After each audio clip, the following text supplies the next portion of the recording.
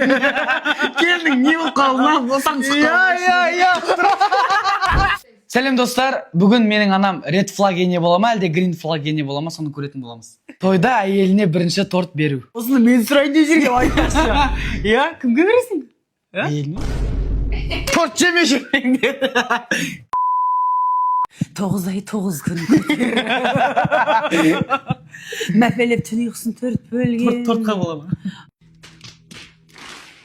Жарайды, ойнап дұрыс. Әйеліне берсін. Әзіл ғой, әзіл.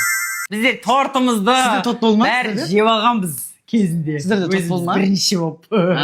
Содан екен ғой. Әже! Келін болып түскенде тамақ істей алмауы. Келіннің басында тамақ істей алмауы енді негізі норм. Бірақ арғарай оны енесі ұрмай соқпай үйрету керек десе. Келіннің сәлем салмауы. Норма. Өзі қандай келінге көрін қалды. Red Flag ене шыға ма деймін, что-то Green Flag болып барады. Келіннің әлеуметтік желіде белсенді болу дұрыс па? Өте дұрыс.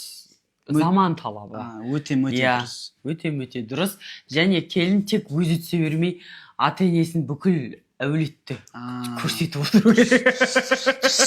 Мен бар ғой, мына сұрақтардың бәрі өзіме қатысты сияқты қабылдап жатыр. Қай келін туралы айтып жатсың? Мен келіншегім. Сұрақтың бәрі маған қатысты сияқты қабылдап жатырмын. Оны өйтіп қабылдамай. Бірақ сөйтсем ол менің келініме қатысты ма? Иә, сіздің келініңе. Қайтадан басынан бастаймыз о. Келінің не болып қалды ма? Босаң Иә.